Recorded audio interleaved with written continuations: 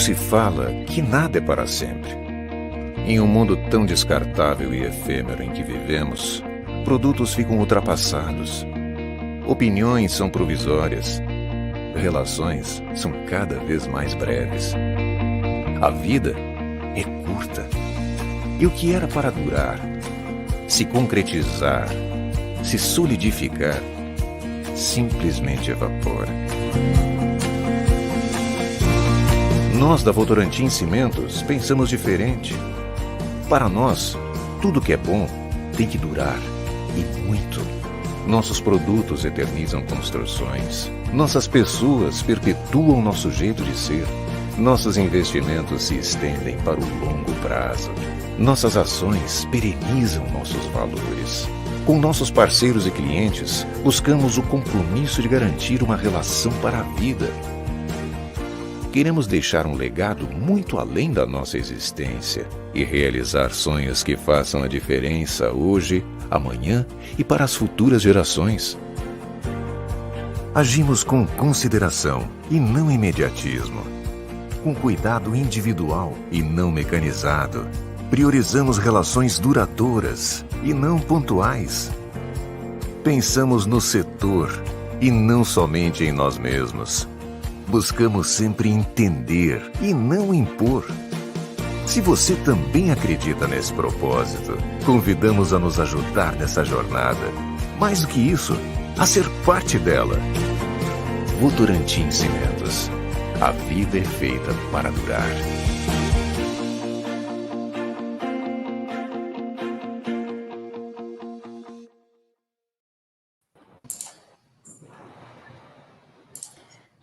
Boa noite, excelentíssimos da engenharia. Estamos ao vivo no nosso canal do YouTube da Votorantim Cimentos e também com transmissão pelo Facebook, para iniciarmos o nosso bate-papo construtivo com o tema Soluções em Concreto para Obras de Saneamento. Junto comigo estão três feras que tornarão nossa noite enriquecedora. Professor César Dyer, sócio e fundador da Dyer Engenharia Consultiva, professor do IDD, mestre em Engenharia Civil pela Universidade do Paraná e formação internacional em Patologia Avançada em Concretos Especiais. Pedro Chama, presidente da ABTC, Associação Brasileira dos Fabricantes de Tubos de Concreto, mestre e engenheiro civil pela USP. E doutora Silvia Regina, gerente-geral de Pesquisa e Desenvolvimento da Votorantim Cimentos, representante da Suíça no grupo Markets e Products do Semboral, Associação Europeia de Cimento. Obrigada a todos pela presença.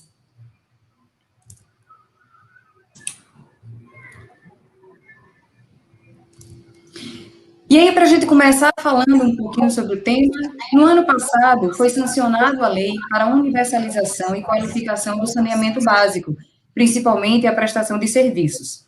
A ideia é que até 2033, 99% da população brasileira tem acesso à água potável e 90% ao tratamento e à coleta de esgoto. Contudo, sabemos que este processo está muito distante por conta da realidade financeira que envolve o investimento nesse setor. Então, para começarmos o nosso bate-papo nessa bancada virtual, professor Pedro, o que você vislumbra para o futuro? Como podemos avaliar a evolução das obras de saneamento? Bom, inicialmente eu gostaria de agradecer, em meu nome, em nome da BTC, o convite da Votorantim, e a Larissa principalmente, dizer que é um prazer e uma honra fazer parte dessa live junto com a Silvia e com o Dyer. Vamos lá. Eu acho que, por ter trabalhado muitos anos numa companhia de saneamento, e ver ao longo dos anos que é possível a gente viabilizar as coisas e fazer as coisas, melhorar para a população o atendimento, principalmente com água e esgoto, eu estou acreditando bastante nesse novo marco, nessa nova lei que foi editada aí em julho do ano passado. Ela procura trazer para o mercado, né, uma condição de participação que até então estava praticamente na mão das companhias de saneamento, né, estaduais.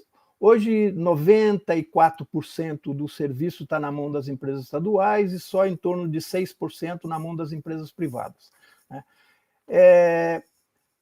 Com a lei, os contratos de programa que existem hoje, onde uma companhia estadual acaba, por concessão, tendo o direito de operar o serviço de uma cidade, deixa de existir. Então, agora o processo se dará através de licitações, né, com a participação da iniciativa privada.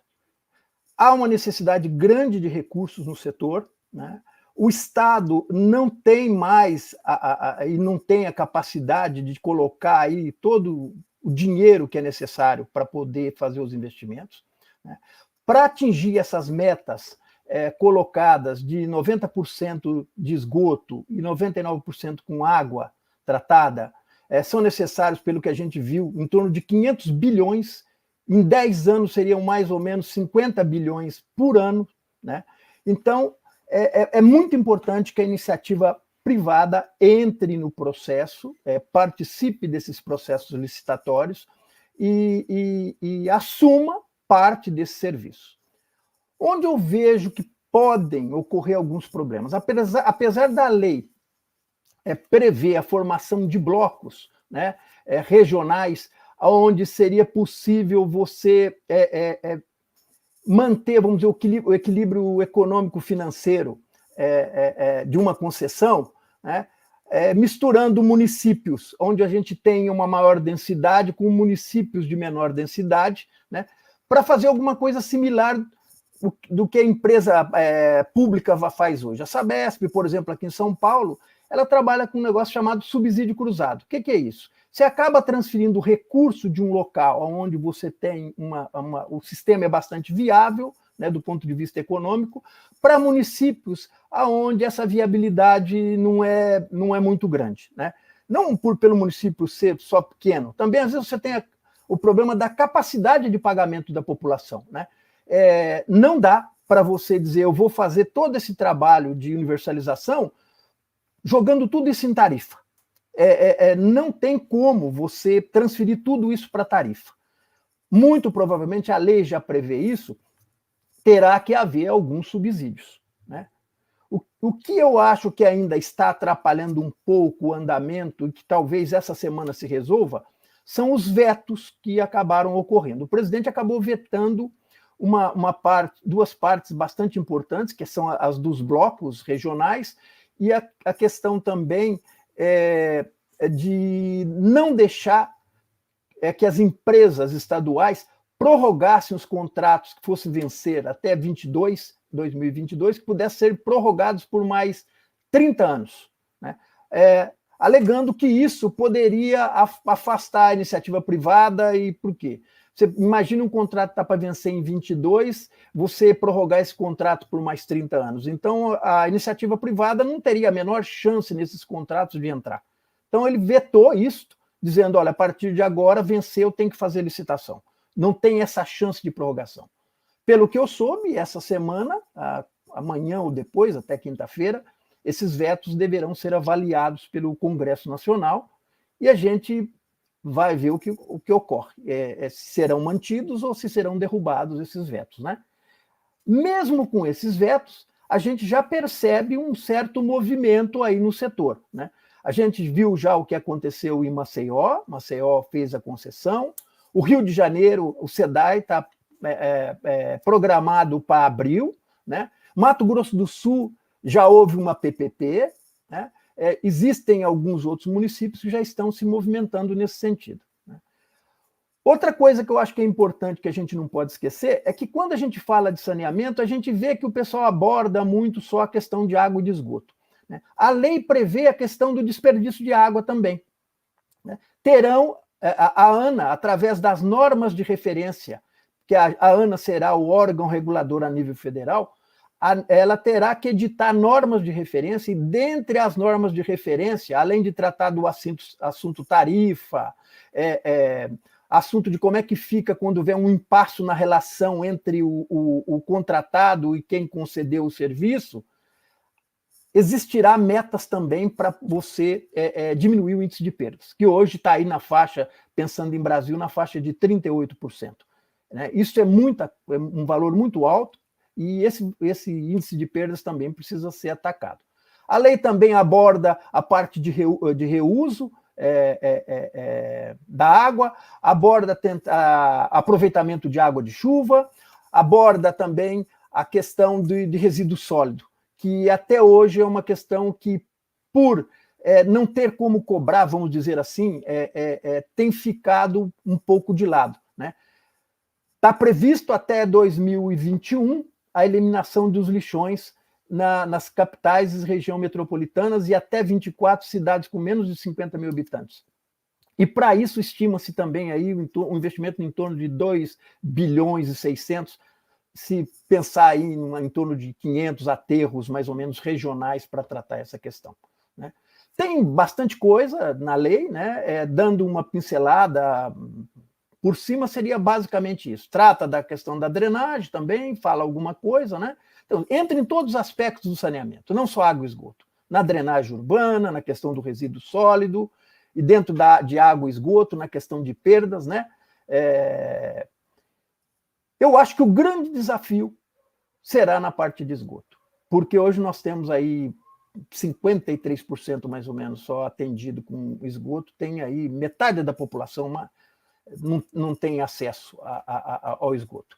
A água está um pouco mais bem servido hoje, com água, se a gente for avaliar, né? Seria aí 70% da população com água, esse índice um pouco mais, né? Então, para você atingir aí 99% com água, pegando as companhias estaduais, vamos pensar dos maiores estados, como São Paulo, Paraná, vamos pensar aí em Minas, etc. A gente tem aí a maioria desses estados com 97%, 98%, 99% de atendimento com água tratada para a população. O esgoto é que, principalmente nas regiões metropolitanas, onde a situação é um pouquinho mais complicada, é que ainda precisa ser, a gente precisa avançar nessa questão de esgoto, né? Então, basicamente, seria isso aí. Tá? Perfeito, professor Pedro. Eu não sei se professor César e professora Silvia querem fazer algum comentário, mas como você falou, a questão do esgoto aí vem forte, né? A gente tem que pensar realmente, né, como até proteger todo o processo aí dos tubos que vão estar passando esse tipo de efluentes. E aí, para a gente estar entrando também nessa questão da proteção, professor Dyer, quais são os cuidados e especificações em concreto que podemos listar para tornar essas obras mais duráveis? Perfeito, Larissa. Primeiro, eu queria agradecer também pelo convite, né, de poder participar de uma live tão importante, de um assunto tão importante, né, e com pessoas tão importantes. Você falou que tem feras aqui, eu não sei se eu sou uma fera, porque perto desses dois que estão aqui comigo, né, que são referências e que já no início de carreira eu pude acompanhar, eu dizia um pouco antes aqui, quando estávamos nos bastidores, antes de iniciar a live, né, a Silvia, por exemplo, quando eu comecei a frequentar os congressos do Ibracon, no final da década de 90, por exemplo, a Silvia estava lá, era uma referência, trabalhava na BCP, já falava de reações expansivas, né, mostrava lá petrografias, micrografias, e a gente ficava encantado, né, eu sempre falava assim, nossa, será que um dia eu vou conseguir entender esse tipo de coisa, né, estava começando a estudar microestrutura concreta naquela época, e hoje eu me vejo aqui com ela, né, assim, é uma honra para mim. O Pedro, ele não vai lembrar, mas eu também tive a grata satisfação em 2003 de participar de um programa da BCP. A BCP estava formando multiplicadores em todo o país, né, selecionando pessoas para se tornarem multiplicadores na área de artefatos de cimento. E eu fui selecionado lá no Paraná e fui fazer um curso em São Paulo, né, e até tinha lá o nosso saudoso Egídio, com um dos professores também, o Rubens Curti. E aí nós fomos fazer uma visita, não vou me lembrar agora qual fábrica de tubos, Pedro, mas o Pedro estava acompanhando a gente na visita, explicando todo o processo produtivo, acho que já estava falando um pouco dessa questão de fibras, dos tubos, então, para mim, assim, é fantástico. Outra coisa, uma curiosidade muito interessante aqui que nós temos em relação ao concreto e saneamento, é que o concreto está intimamente ligado a obras de saneamento no Brasil, não sei se vocês sabiam, né? Nos saudosos alfarrábios aí do nosso querido professor Vasconcelos, né, ele começou a contar um pouco da história do concreto no Brasil. Em 1904, né, nós tivemos Antônio de Paula Freitas, que esteve estudando em Sorbonne, né, trouxe o concreto armado para o Brasil, né, em 1904, e em 1905, 1906, mais ou menos ali, Santos estava caótico, porque o Brasil exportava muito café para fora, né, muito café para fora, e tinha muita imigração também acontecendo. E as estruturas de saneamento eram terríveis, não tinha quase nada. E deram a missão para o engenheiro Saturnino de Brito, então, de fazer as primeiras obras. Ele construiu os primeiros canais e, unido com Antônio de Paula Freitas, né, eles construíram as primeiras estruturas de concreto armado no Brasil. Então, está intimamente ligado, né, com as estruturas de saneamento, que são, acho que, vamos dizer assim, uma das soluções mais importantes que nós, engenheiros, podemos dar para a nossa sociedade.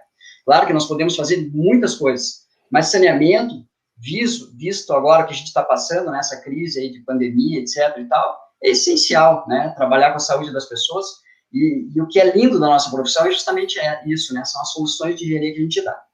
Pensando justamente nisso, né, a gente vai pensar assim, qual é o concreto para uma obra de saneamento? Né? E é o que eu sempre disse para os meus alunos, né, depende muito do ambiente que você está, né, depende dos materiais que você tem disponível, né, depende da mão de obra que você tem para construir, né, a gente tem que ter, a primeira coisa que nós temos que ter é uma visão holística, né, não existe uma solução mágica, não existe uma receita de bolo.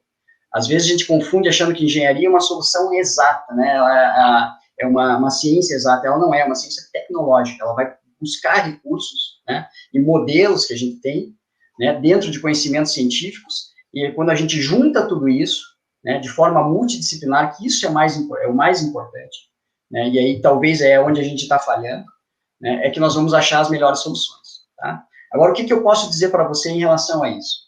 Bom, a primeira coisa que a gente tem que pensar é o seguinte, né, uma obra de tratamento de esgoto, por exemplo, né, existe um ambiente tão agressivo quanto? O que você pode encontrar, por exemplo, né, quando você está tendo tratamento de esgoto? Você tem diversos produtos químicos para fazer o tratamento. Você tem ação de bactérias que vão liberar ácidos, né? E esses ácidos vão atacar o concreto. E, em geral, reações expansivas. Você tem umidade, você tem cloretes. Né? Então, você tem um bando de coisas, né, que você vai ter que pensar e analisar. Então, a primeira coisa é conhecer esse ambiente. O que é que eu tenho? Né? Tanto numa estação de tratamento de esgoto, quanto numa de água também, porque eu também tenho agentes agressivos lá. Né? Quando eu penso nisso, toda vez que eu penso nisso, sempre a gente vai pensar em concreto em termos de permeabilidade. Tanto permeabilidade de líquidos quanto difusão. Né? Difusão de íons que podem entrar dentro do concreto para ter equilíbrio e que podem reagir justamente com a estrutura do concreto. Né? Quando eu penso nisso, de uma forma muito simplista, que a gente pode pensar é assim, olha, o concreto, né, dentro da sua estrutura, né, em geral, ele tem um pH básico. Né? E de uma forma simples, se eu tiver um ácido, o ácido vai reagir com base. Isso a gente aprendeu lá no primeiro grau. Né? Então, se eu tiver qualquer coisa mais ácida, há uma probabilidade de haver essa reação. Estou falando isso porque muitos que estão nos acompanhando aqui não entendem muito de materiais. Então, se eu for entrar muito nos cristais, etc., falar da intringita secundária, né, etc., gel, né, isso aí, sílica gel que vai se formar, não. Há reações, e essas reações são expansivas. Por que elas vão expandir? Porque existem, né, aumentos de volumes que podem acontecer no concreto e vai fissurar. Uma vez que esse concreto fissurou, desagregou, vai entrar mais agente agressivo, quanto mais agente agressivo tiver, né, menor vai ser a durabilidade da minha estrutura. Então, o meu concreto, a primeira coisa que a gente geralmente pensa é que ele tem que ser menos permeável. Esse é o primeiro ponto. O segundo ponto é a questão dos materiais que eu vou escolher. Né? Quais são os materiais que efetivamente vão reagir menos? Que combinações de materiais eu posso colocar lá? Né? Às vezes o pessoal pensa assim, não, o cimento é o culpado. Não, não é o cimento. Eu posso ter um bom cimento, né, mas eu posso ter um traço de concreto ruim. Eu posso ter um bom cimento, mas posso ter um agregado ruim.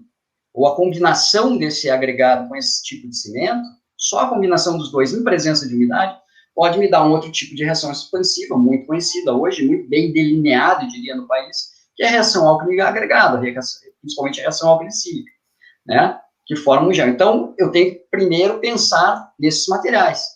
E existem normas hoje para isso. Né? As nossas normas, elas são muito prescritivas, eu diria, tá? A norma que talvez fale um pouquinho mais, assim, que me encanta mais, ela não está aplicada a obras de saneamento, tá? É a norma de desempenho, que ela fala de edificações. Mas na segunda parte dela, quando ela fala justamente dos sistemas estruturais em concreto, existe um item dela lá que ela fala assim, ó, quando você quer avaliar desempenho, você tem que pensar em ensaios físico-químicos, ensaios de envelhecimento acelerado, né, avaliar porosidade, absorção de água, permeabilidade, dilatação térmica, choque térmico, resistência a sulfatos, reação ao álcool agregado. Poxa, isso está falando para edificações. Mas olha uma obra de saneamento, o que você tem envolvido? Nós não temos hoje uma norma de desempenho, pelo menos eu não conheço aqui no Brasil, uma norma de desempenho voltada a estruturas de saneamento. Né? Eu lembro de ter participado, por exemplo, também de manuais de saneamento aqui no Sanepar do Paraná, né, onde a gente fazia algumas prescrições, etc. Creio lá, Pedro, que na Sabesp também deveria ter lá um manual ou algo do gênero, né? Então, justamente onde você vai indicar alguns parâmetros de desempenho, né? O que é legal de se falar disso? O que é legal de se falar disso? Você pega, por exemplo, a NBR 6118 e joga essa responsabilidade, entre aspas, para o projetista estrutural. O que o projetista estrutural entende de materiais? E ele vai especificar um projeto. E ele vai dizer lá, com base na norma, o ambiente agressivo é X, né? A relação ao cimento máximo que eu posso usar é essa, o FCK que eu vou utilizar é esse, essa classe de resistência, o consumo mínimo de cimento é esse, ele não diz que tipo de cimento, inclusive, para ser usado, né? E cai na mão do construtor, que também não entende de materiais. E, em geral, ele vai chamar o especialista de materiais, o especialista de concreto, depois que já está tudo contratado, os projetos já estão feitos, né? E já está tudo especificado. Né? E ele vai chamar, em geral, para se fazer o controle de qualidade, para simplesmente ver se atende questões de resistência, não se vai avaliar a porosidade, permeabilidade do concreto, né? E aí tem mais um fator ainda, que é a execução. E ele também não entende de materiais, né? Também não vai entender de execução. Então, o que eu sempre digo? Eu acho que o que está faltando hoje é justamente, no momento de projeto, você unir esses três profissionais, no mínimo, né? O projetista estrutural, o tecnologista de concreto, que entenda bem dos materiais, né? E do próprio concreto, e o executor, para ver se aquilo é possível também de executar, porque às vezes a gente inventa um monte de coisa, que é uma loucura, né? Chega lá na hora da obra, as coisas não dão certo, ele não consegue executar da forma que a gente especificou. Então, o melhor concreto na obra é aquele concreto onde há uma compatibilização, que não é aquela compatibilização do BIM, a compatibilização geométrica, é uma compatibilização técnica, onde você reúne esse board, né, de consultores, de pessoas que realmente entendem do assunto, para chegar, fazer a interface entre as áreas, que eu diria área de projeto, área de materiais e área de execução, para se pensar, né, e se especificar a melhor obra possível. Isso aí, professor César. Precisamos juntar aí toda a turma para a gente melhorar cada vez mais e trazer aí o saneamento para o nosso futuro, né? Até 2033, né, professor Pedro? Dá todo mundo aí com água encanada nas suas casas e tudo. E aí, só aqui que o pessoal perguntou, nós estamos, sim, a título nacional, tá, com a nossa transmissão. E queria lembrar para vocês que a gente tem o nosso portal Mapa da Obra, que tem conteúdos técnicos, dicas, artigos e materiais com orientações voltadas para a construção civil e para o nosso tema aqui da nossa live. Então, não deixe de acessar www.mapadaobra.com.br.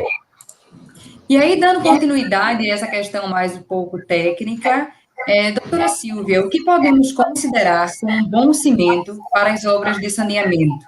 Visto que ouvimos falar que, para fazer essas obras, muitas vezes elas devem ser feitas com cimentos RS, cimentos ARI. Você acha isso correto? Ou deveríamos pensar em trabalhar no desempenho do concreto? Bom, boa noite. Antes de mais nada, queria primeiro agradecer a gentileza dos dois colegas aqui da live, que foram tão gentis nas suas colocações também em relação a mim. E, assim, depois dessa aula que o César deu sobre desempenho de concreto, eu fico até incomodada de responder essa pergunta, mas vamos lá, vamos tentar fazer o meu melhor, e César, por favor, vai me corrigindo se for o caso, tá? Assim, eu acho que ele colocou muito bem já a questão de obras para saneamento, é uma questão muito delicada, porque é um dos ambientes mais agressivos que a gente pode ter, né? Você tem o ataque por ácidos, que é um ataque dos piores que a gente pode ter em concreto, porque ele desagrega a microestrutura, você tem realmente uma dissolução da pasta de cimento, e você tem ataques por sulfatos, que aí provoca uma reação expansiva, ou seja, você tem vários processos de durabilidade acontecendo potencialmente ao mesmo tempo. Então, você tem que ter um cimento que seja um cimento que vai ajudar o concreto a conseguir aquela durabilidade desejada. Então, como foi muito bem colocado pelo César, o cimento sozinho não vai fazer milagre, né? Mas ele é um componente importante. Então, para trabalhar um pouco aí essa resposta, a gente tem hoje no mercado cimentos do tipo 3, que são cimentos com alto teor de escória, e cimentos do tipo 4, que são cimentos com alto teor de pozolano. Então, esses cimentos, em princípio, junto com o cimento RS, que é um resistente a sulfatos, eles seriam os mais indicados, tá? E por que isso? Porque não só eles conseguem impedir, por exemplo, reação expansiva do tipo álcali agregado ou ataque por sulfatos, mas eles também promovem a densificação da microestrutura, da pasta de cimento, como o César colocou, que é fundamental nesses casos, né? Então, você impede o agente agressivo de entrar dentro da tua estrutura de concreto e, portanto, você impede deterioração. Um outro ponto também que o César já colocou, e que também é um ponto super importante, é que o concreto, quando ele é feito com cimento com pouco teor de adição baixo, ele tende a ser bastante alcalino, bastante básico, tá? Na medida em que a gente coloca escórias ou pozolanas em quantidades grandes, esse concreto vai para uma zona um pouco mais neutra, porque tanto a escória quanto a pozolana, e pozolana principalmente, ela vai consumir o hidróxido de cálcio, que é o que dá a basicidade para a pasta de cimento. Então, na medida em que ela faz isso, ela, escórias e pozolanas, elas diminuem também a possibilidade de ataque ácido, tá? Então, nesse contexto, os cimentos ideais, falando só de cimento, seriam cimentos do tipo 3 ou 4, com teores de adição altos, ou um cimento ARI-RS, né, também com teor de adição elevado, tá? Mas, reforçando aqui o que já foi dito, cimento sozinho não é suficiente, tá certo? É igual, fazendo uma comparação bastante simples aqui, até talvez simplória, né? Seria como eu ter a melhor farinha para fazer um bolo, mas usar um ovo estragado. Não adianta, né? Eu tenho que ter todos os constituintes de boa qualidade dentro das especificações para que o produto final seja aquilo que se espera dele. Acho que é isso. Isso é verdade, Silvia. Acho que a comparação aí do bolo foi a melhor. Acho que todo mundo gosta de um bolinho com café. Eu adoro. Então, a gente sempre é bom comparar com o nosso dia a dia para a gente entender de forma mais simples.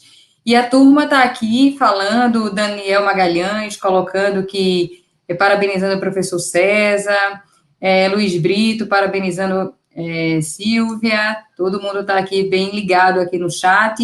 E quem quiser fazer perguntas, fiquem à vontade, que os nossos palestrantes aí estão prontos para responder.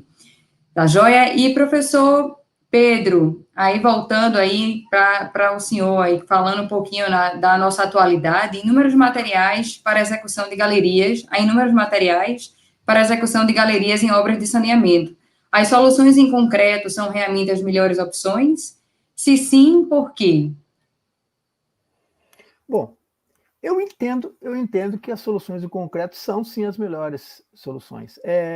O concreto, o Dair já disse isso, a Silvia já acabou de dizer isso aí também, né?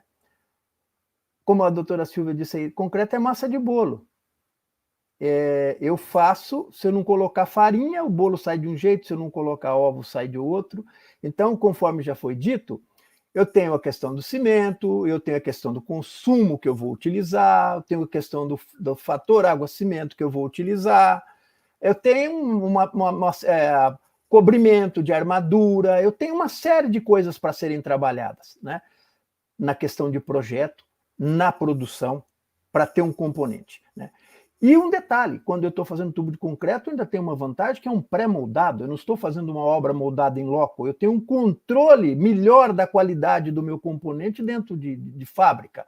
Isso ajuda muito, né? E o concreto também é um material centenário. Tudo que a gente olha no país, a gente vai ver que tem concreto. Nós não somos, aqui no Brasil, a gente sai, nós não vamos ver tanta estrutura de aço, estrutura de madeira, como a gente vê às vezes em outros países, né? O concreto é um material que nós conhecemos muito bem hoje, a tecnologia do concreto, como é que se produz, como é que se faz o controle de qualidade, quando dá problema, como é que eu corrijo esse problema. Eu não preciso, hoje em dia, de uma mão de obra tão especializada. Bom, os materiais alternativos, né? Qual o conhecimento que os usuários têm desses materiais no Brasil? Eu trabalhei 40 anos na Sabesp, o pessoal conhece muito pouco. Eu, como fui gerente de uma área de materiais, conheço razoavelmente bem os outros materiais, além do concreto. Mas, no geral, o que conhecem desses materiais? Né? Outra coisa, esses materiais estão no mercado há quanto tempo? É outra coisa. Quando apresenta um problema, como é que eu trato desses problemas? Então, são algumas questões que a gente precisa avaliar. São materiais que não há um conhecimento muito grande, um domínio muito grande, né? Mas eu prefiro abordar de uma outra maneira, né? Eu entendo, né, que a gente ouve muita coisa no mercado, eu escuto muito dizer, o tubo de concreto é muito pesado, como se o peso do material fosse determinante para me dizer se a obra sairá bem feita ou não, mais rápida ou mais, de forma mais lenta, vamos supor, né?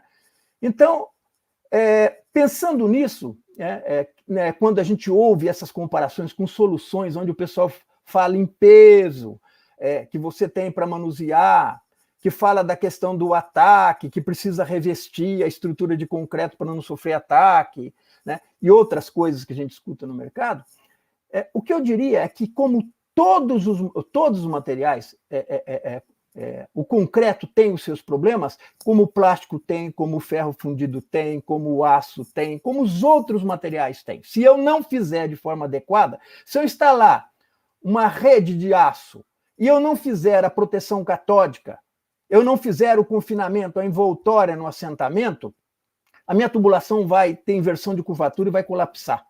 Se eu assentar um tubo flexível, diferente do concreto, que é um tubo rígido, e não fizer o envelopamento, eu vou ter problema na minha instalação, né? O concreto, se eu tiver um componente de boa qualidade, como uma tubulação rígida, eu dependo da minha tubulação. Uma vez calculada para a situação de uso, como o tubo não se deforma, ele só vai ter um problema, vai romper se ele estiver subdimensionado. Se eu tiver uma carga atuante for superior àquela carga para a qual eu calculei.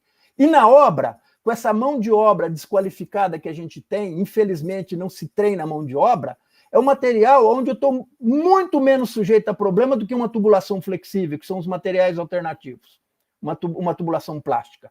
Porque a tubulação plástica, diferente do concreto, ela depende de 80% a 85% da execução.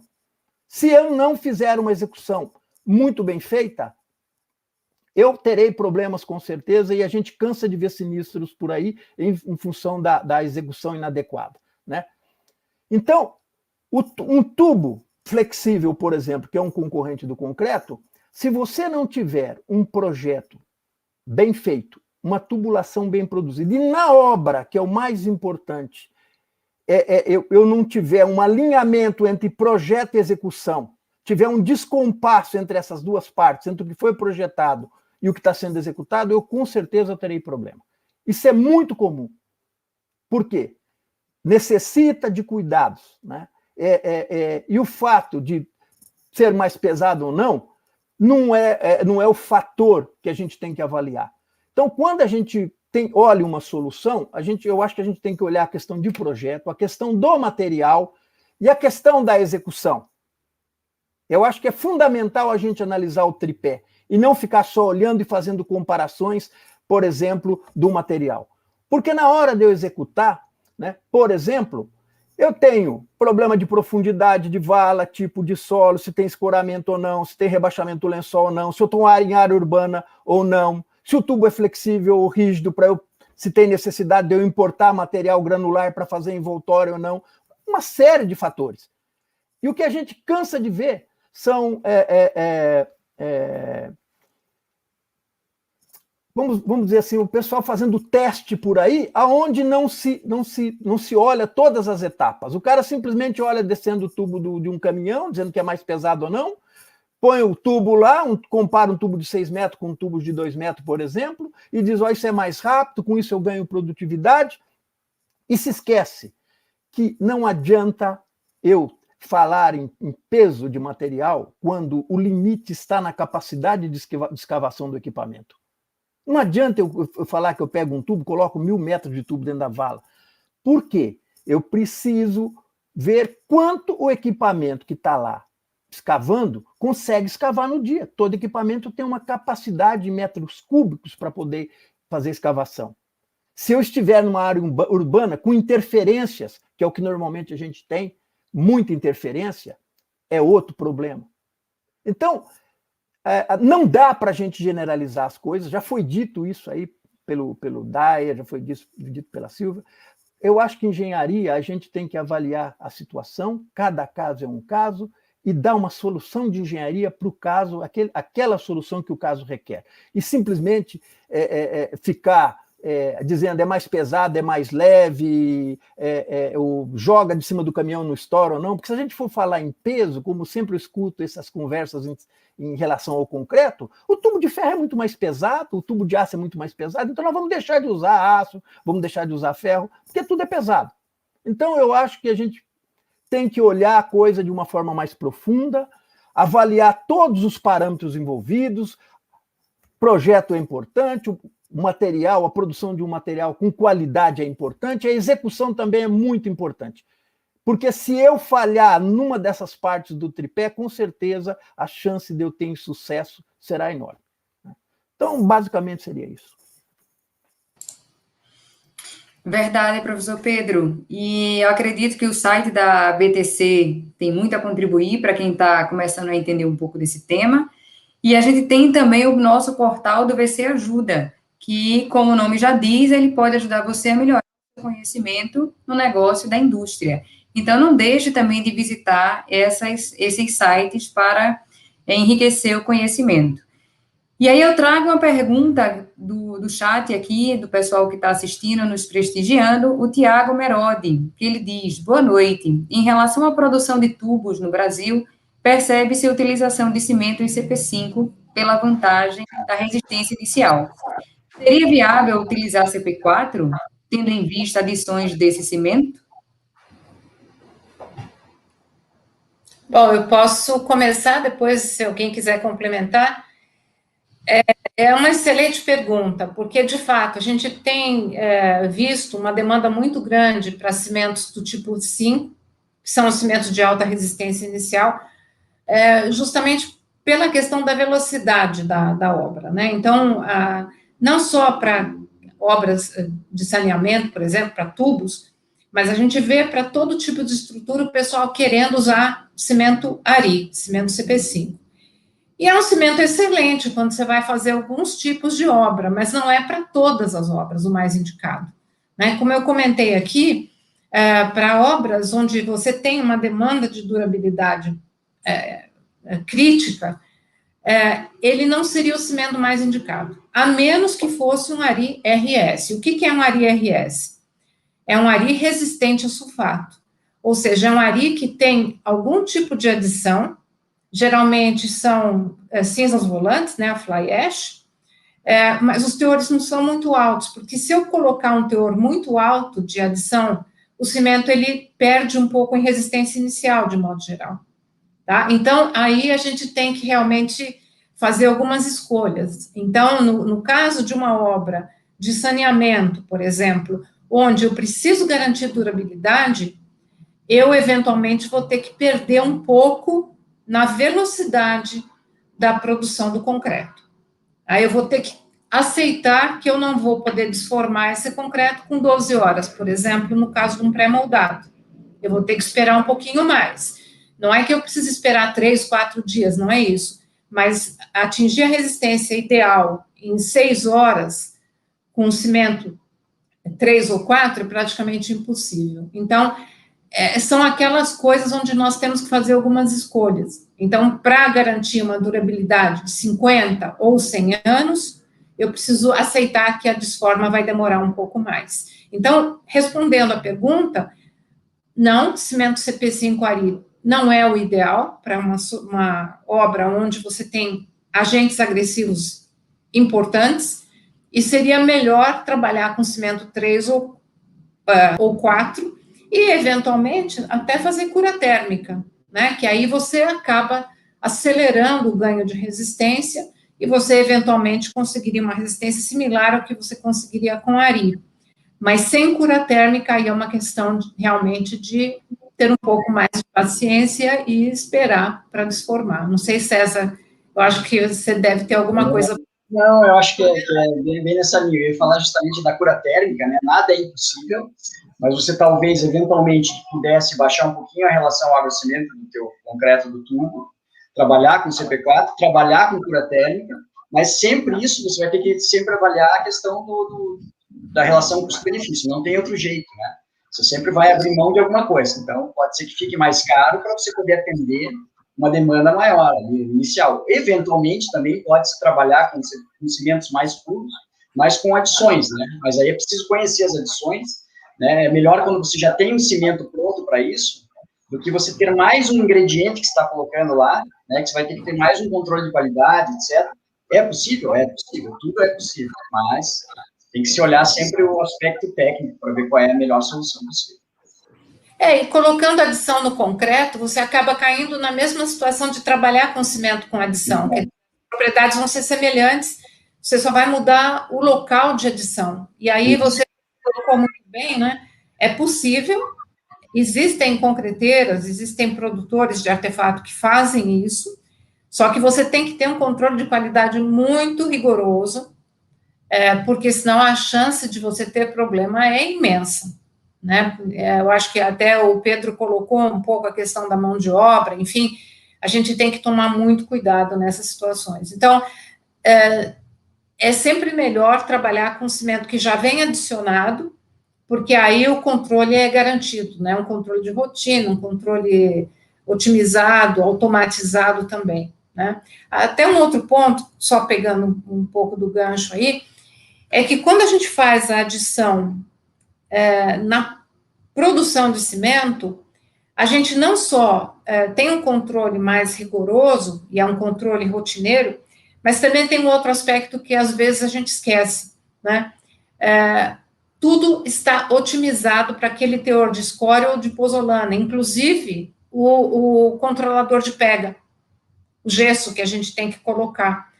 E quando eu faço adição na concreteira, naturalmente eu não consigo fazer essa otimização, tá? É possível, a gente ganha alguns aspectos, como você mencionou, a flexibilidade, etc., só que tem outras questões que precisam ser consideradas também, tá?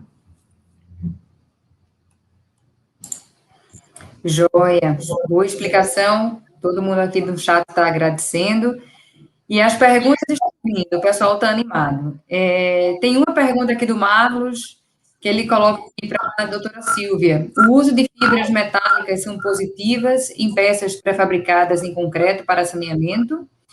O cobrimento mínimo é um item importante, com o reforço de fibras metálicas seria um problema? Bom, oi, Marlos, boa noite, obrigada pela pergunta. Eu também, de novo, Daia, vai me complementando e me corrigindo, tá? Fibra metálica poderia ser usada, mas eu acho que elas não seriam as ideais. Por quê? Porque é uma peça delgada, você não vai garantir um cobrimento efetivo dessas fibras, e você eventualmente poderia ter corrosão, até mesmo por conta do ambiente extremamente agressivo. Por que não usar fibras de polipropileno, por exemplo? Né? Fibras que não sofreriam corrosão. Talvez fosse uma alternativa mais interessante. Não sei, César, o que você acha? As fibras metálicas, em geral, em tubulação não é a minha especialidade, talvez o Pedro possa até nos ajudar, né? Mas as fibras metálicas, em geral, a corrosão dela é uma corrosão dissipada, né? São várias superfícies espalhadas, você não tem uma corrosão contínua, então, no aspecto de corrosão, eu não vejo grandes problemas. Agora, eventualmente, em questão de trabalhabilidade, né, de ajustar aquilo direito, acertar o traço, aí eu já tenho um pouco de pé atrás, né? Aí depende da questão de otimizar esse traço lá na fábrica, né? A quantidade que você vai colocar e para quê? Qual é o benefício, o grande ganho que você vai ganhar, por exemplo, na flexão, na resistência à flexão desse tubo, né? Talvez o Pedro aí tenha uma especialidade nesse assunto aí, pode falar um pouco mais, né, Pedro? Não, eu não vejo problema da fibra de aço com a questão da corrosão. A fibra, ela não é como o vergalhão, que se eu tenho um ponto de corrosão, se propaga. Eu vou ter uma corrosão da fibra que fica na superfície, né? E no componente, se não for a fibra metálica, eu não consigo atingir a resistência necessária para o tubo de acordo com a classe preconizada em norma. Se eu tenho fibras com determinado fator de formas, fibras metálicas, eu tenho que ter uma resistência à tração, tem que ser uma fibra pré-determinada para poder atingir. No componente de concreto, se eu estiver usando exclusivamente fibras, porque quando a gente fala em fibras, existe no mercado empresas que produzem com reforço secundário de fibras. Ele tem o vergalhão mais a fibra, e o reforço só de fibras. Como as peças, os tubos, têm paredes esbeltas, um tubo tem em torno de 600, tem 60 milímetros de espessura, mais ou menos, o que acontece? Quando eu coloco uma fibra com determinado fator de forma, com um comprimento maior em relação ao diâmetro equivalente, essa fibra fica posicionada de uma forma como um grampo. Tá? E aí eu consigo, com determinado teor de fibras, atingir a resistência do componente que eu preciso para atender a norma. Problema: tem que ajustar o processo produtivo. Fibra não é como armadura, que eu vou lá, vejo a seção de armadura que eu preciso, não tem uma formuleta. Eu vou ter que ver o equipamento que está produzindo o tubo, vou ter que ver dosagem de fibra, porque senão vira ouriço, vira um chumaço de fibra na peça. Então, tem uma série de aspectos que eu preciso levar em consideração. Então, e na norma brasileira, hoje é permitido o uso de fibras para tubos com até 1 metro de diâmetro só. Até 1 metro de diâmetro. Desculpa, o telefone eu pus no mudo e esse telefone tocou. Não sei o que aconteceu. Então, desculpe, seguindo aí, acima de 1 metro, em outros países fazem, mas no Brasil, a gente, na época da norma, a comissão achou por bem não permitir para evitar a entrada, vamos dizer assim, de aventureiros, né? Então, a fibra, ela atua diferente do aço, do vergalhão. Eu não vou colocar fibra para resistência à flexão. A fibra, ela melhora a resistência ao impacto, a questão de fadiga, e funciona muito bem em peças esbeltas. Se eu combino vergalhão com fibra, a fibra como reforço secundário, aí muda, mas exclusivamente com fibra, não. Joia, professor Pedro. Bom complemento aí na explicação dos outros palestrantes aqui na nossa bancada virtual. E tem mais uma pergunta aqui do Rafael Rodrigues, que ele pergunta o seguinte: qual a vida útil média de uma tubulação de concreto para a condução do esgoto, comparado a uma tubulação de PEAD ou PVC, partindo da premissa que ambos os projetos de execução foram bem executados?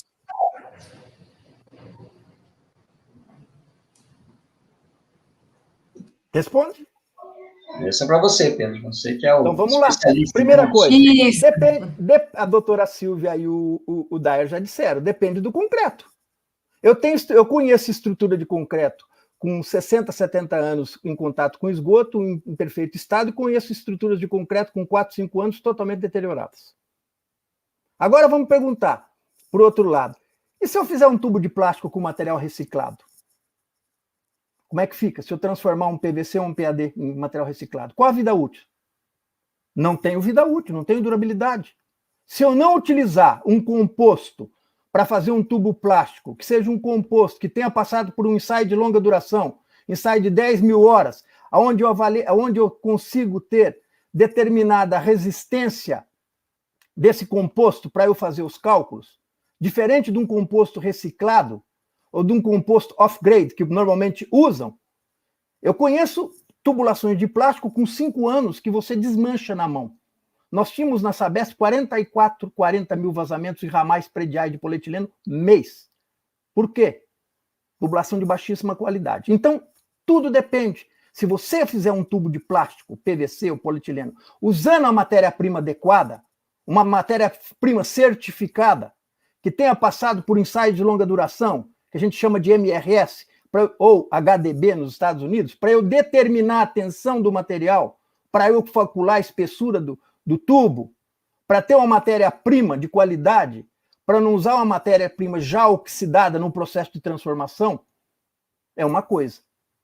Concreto é a mesma coisa. Então, tudo depende.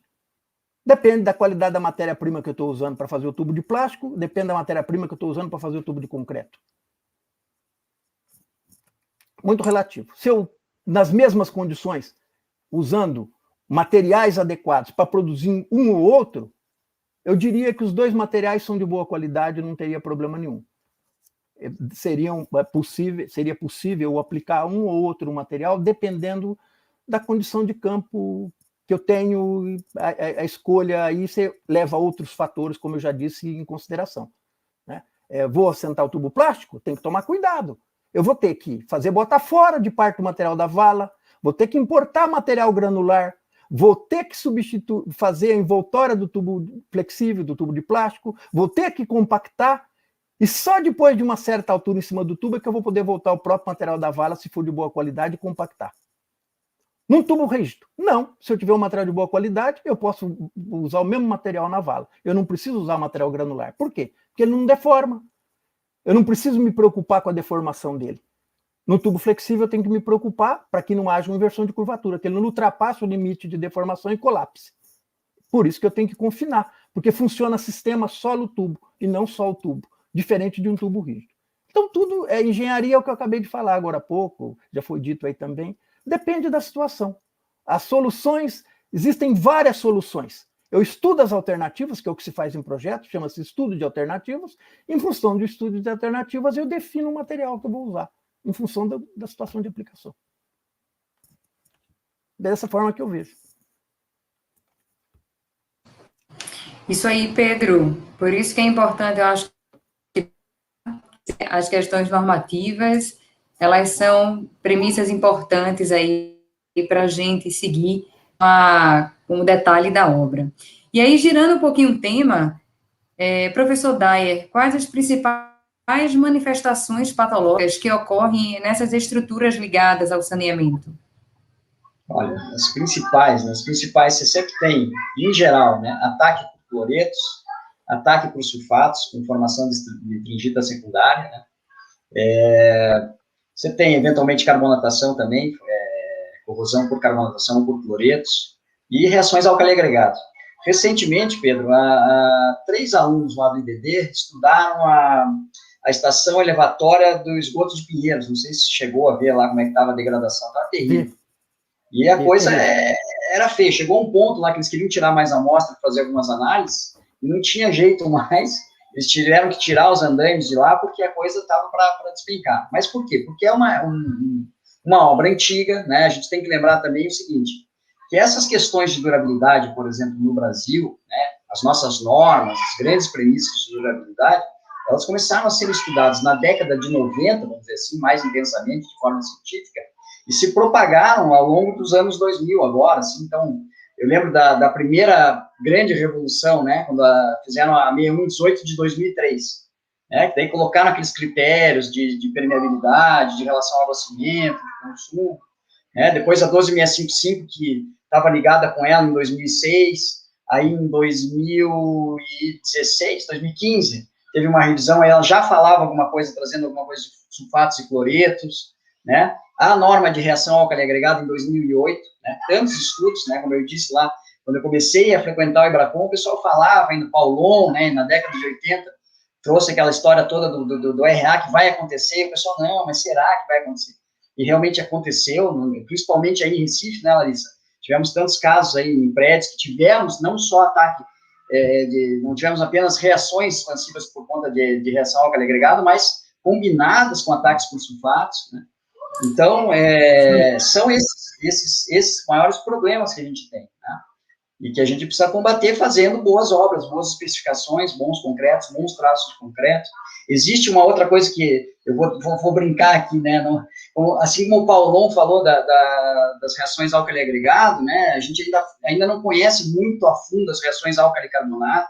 Também não conhecemos muito a formação de talmazita por ataque de sulfatos, porque eventualmente pode ser até que as nossas estruturas já tenham sido atacadas dessa maneira, mas a gente não tinha muito conhecimento e muito ensaio, então na época a gente tratava como se fosse outro tipo de problema. Então podem vir a acontecer, né? E veja, não é uma crítica construtiva que eu vou fazer, quer dizer, a gente aumentou o teor de filler calcário nos cimentos, a gente utiliza mais agregados de origem carbonática, né? Agregados dolomíticos, agregados calcíticos, porque é o que a gente tem também tem que pensar em soluções hoje para durabilidade, pensando, né, em impactos ecológicos, isso é importante, mas então nessas horas a gente também precisa avaliar os ensaios de desempenho.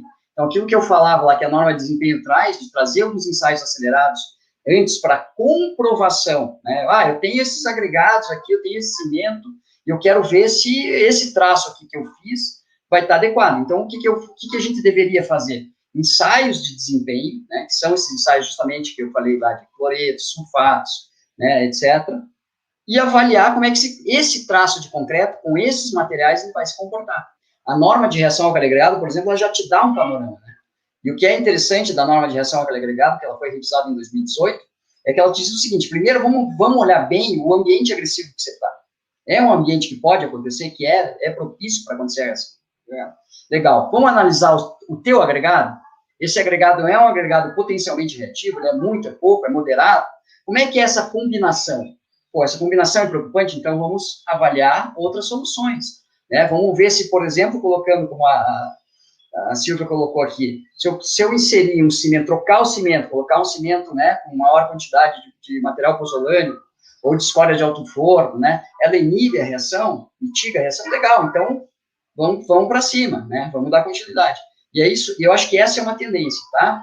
No IBRACON, por exemplo, nós vamos lançar agora uma série de práticas recomendadas de ensaios de desempenho para concreto.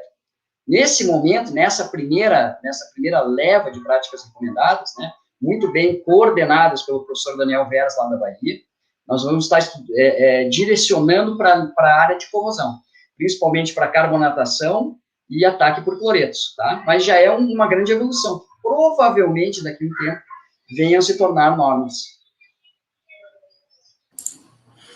Isso aí, o pessoal tem que ficar ligado. Professor César, você comentou do IBRACON, dia 30 de março a 2 de abril. Vamos ter aí a segunda fase do IBRACON, que está todo mundo convidado também. E colocou bem, né? Recife, o Nordeste, a gente diz que já gato escaldado tem medo de água fria, diz o ditado. A gente já conhece, já convive há muito tempo com essa reação. Então, já é comum fazer testes aí antes de começar a obra, escolher o cimento certo, a brita, conhecer, avaliar se é reativo ou não. Então, isso aqui já está no script das obras. E para a gente caminhar para o fim, e é bem pertinente a pergunta para a gente fechar, doutora Silvia, um fator importante nas obras de saneamento é a durabilidade. Quais são os maiores entraves para se especificar parâmetros de durabilidade, além da relação água-cimento e do consumo mínimo de cimento em si? Bom, eu não sei se seriam entraves, mas eu acho que a gente tem que, como já foi colocado também antes, ter essa visão holística do concreto, né? Então, é sempre pensar que a farinha pode ser excelente, mas o ovo estragado vai estragar o bolo, assim como se eu colocar ovo de mais ou farinha de menos, também não vai sair alguma coisa que preste no final da história. Então, nós temos que, primeiro, avaliar muito bem o ambiente, quais são os fatores de agressividade que nós vamos estar enfrentando, Nós temos que olhar o projeto e aí procurar os melhores constituintes. Então, cimentos, de novo, aqueles cimentos que podem favorecer uma maior durabilidade. Então, de novo, seriam cimentos com altos teores de adição, 3 e 4. Agregados também, né? Agregados que possam ajudar, por exemplo, na questão do ataque ácido, né? A gente tem algumas informações de literatura que, se você usar um agregado carbonático, ele vai atuar como um agregado de sacrifício. Ou seja, ao invés do ácido atacar a tua pasta de cimento e deteriorar a pasta, ele vai atacar o agregado primeiro, que é mais suscetível ao ataque por ácidos. Então, de certo modo, você tem uma proteção da pasta de cimento, né? Então, numa situação de ataque ácido, eu poderia pensar em usar agregado carbonático. Sem dúvida nenhuma, relação água-cimento a mais baixa possível e um consumo de cimento adequado, não pode ser nem muito baixo, nem muito alto. Se eu tiver muito baixo, eu não vou ter pasta de cimento suficiente para garantir impermeabilidade. Se o consumo for exageradamente alto, eu vou ter fissuração por retração. Então, aí eu preciso de um bom tecnologista, eu preciso de uma pessoa que saiba especificar concreto, para que a gente consiga garantir a durabilidade da estrutura. Então, é difícil sintetizar tudo isso em poucos minutos, porque a gente está já se encaminhando aqui para o final, mas aí é que a competência do engenheiro, do especificador, né, do cientista de materiais tem que entrar. Ele tem que conhecer, ou ela tem que conhecer muito bem o problema que vai ser enfrentado, qual é a vida útil para aquela obra, né, que a gente pretende, e aí produzir o concreto de acordo. E são inúmeros fatores que a gente tem que avaliar. Se, por exemplo, eu for fazer cura térmica desse tubo, eu tenho um fator adicional que é a possibilidade de tringita tardia. Então, eu tenho que garantir que eu não ultrapasse os 60, 65 graus durante a cura. Então, são N fatores que eu tenho que olhar, né, e testar os materiais, comprar materiais de boa qualidade, que venham de boas procedências, que isso já ajuda muito também. Joia, professor Pedro, Dayer, querem fazer algum complemento, alguma coisa? Não. Eu acho que é justamente essa linha, né? Eu acho que o pensamento é sempre o mesmo, né? E muito bem lembrado pela Silvia a questão da tringita tardia, né? A tringita tardia não só em tubos, mas eventualmente também podemos ter grandes lajes, né? Ou grandes blocos lá, grandes paredes, né, que podem ter a temperatura chegar acima de 60, 65 graus. Eu até gosto de especificar, sou meio mais conservador, eu diria assim, a 60 graus, justamente porque os termômetros, né, os termopares que a gente utiliza, a gente não sabe bem da calibração deles, eventualmente você pode ter um desvio, então eu prefiro sempre ir para o 60, né, apesar de toda a literatura trazer o 65, e fazer justamente todo esse estudo térmico, né, para ver, inclusive, os impactos que você pode ter. Então, eu acho que é por aí. Né? Não tem a receita, apesar da gente falar de bolo, não existe a receita única e exclusiva de um bolo.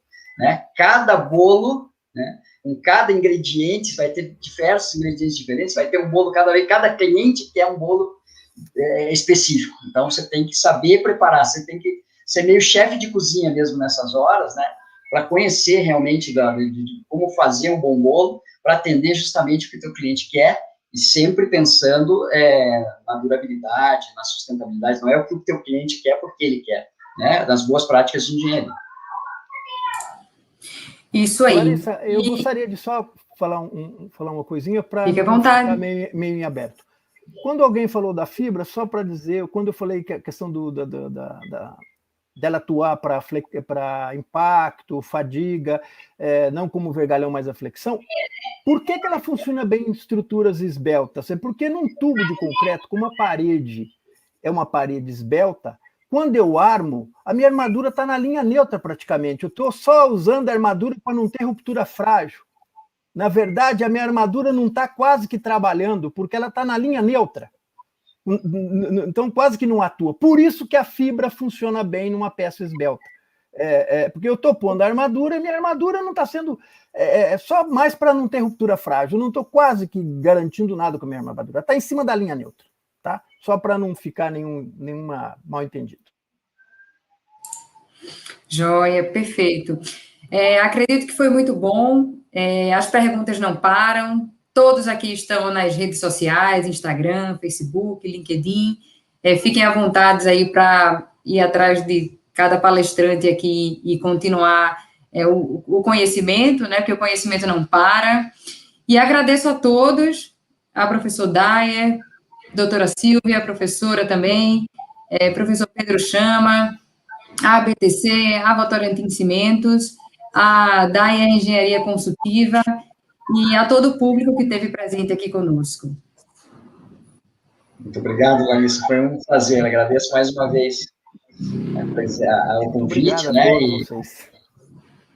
e poder estar aí com esses grandes mestres, sempre aprendendo um pouco. Joia. Boa noite. Bom, eu queria também me despedir e queria me colocar à disposição. Meu nome está aí, meu e-mail da Votorantim Cimentos é silvia.vieira@vcimentos.com. E aquelas perguntas que não puderam ser respondidas aqui, que vocês acharem que eu posso responder, por favor, me enviem, eu teria o maior prazer em manter contato com o pessoal que está assistindo a live de hoje. É sempre muito bom poder ter essa interação, mesmo que seja só virtual, né? Tá? Obrigada pela presença de todos. Da minha parte também, eu gostaria de agradecer, tá? Muito obrigado a todos, obrigado pelo convite, de ter a honra de estar junto com a Silvia, com o Dayer, com a Larissa nessa live, né? E da mesma forma, se alguém tiver algum problema, alguma dúvida, precisar de alguma coisa, só mandar e-mail lá para a BTC, presidência@btc.com.br, que a gente está à disposição para colaborar no que for possível, ajudar. Conte com a gente. Da mesma forma, tá? Se precisarem, é dayer@idd.edu.br. Valeu, gente. Boa noite. Tchau. Até a próxima live. Tchau, tchau. Muito se fala que nada é para sempre. Em um mundo tão descartável e efêmero em que vivemos, produtos ficam ultrapassados. Opiniões são provisórias.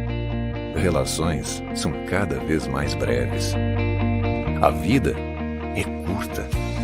E o que era para durar, se concretizar, se solidificar, simplesmente evapora. Nós da Votorantim Cimentos pensamos diferente. Para nós, tudo que é bom tem que durar, e muito. Nossos produtos eternizam construções. Nossas pessoas perpetuam nosso jeito de ser. Nossos investimentos se estendem para o longo prazo. Nossas ações perenizam nossos valores.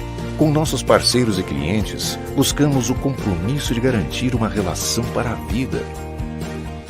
Queremos deixar um legado muito além da nossa existência e realizar sonhos que façam a diferença hoje, amanhã e para as futuras gerações. Agimos com consideração e não imediatismo, com cuidado individual e não mecanizado. Priorizamos relações duradouras e não pontuais. Pensamos no setor e não somente em nós mesmos. Buscamos sempre entender e não impor. Se você também acredita nesse propósito, convidamos a nos ajudar nessa jornada. Mais do que isso, a ser parte dela. Votorantim Cimentos. A vida é feita para durar.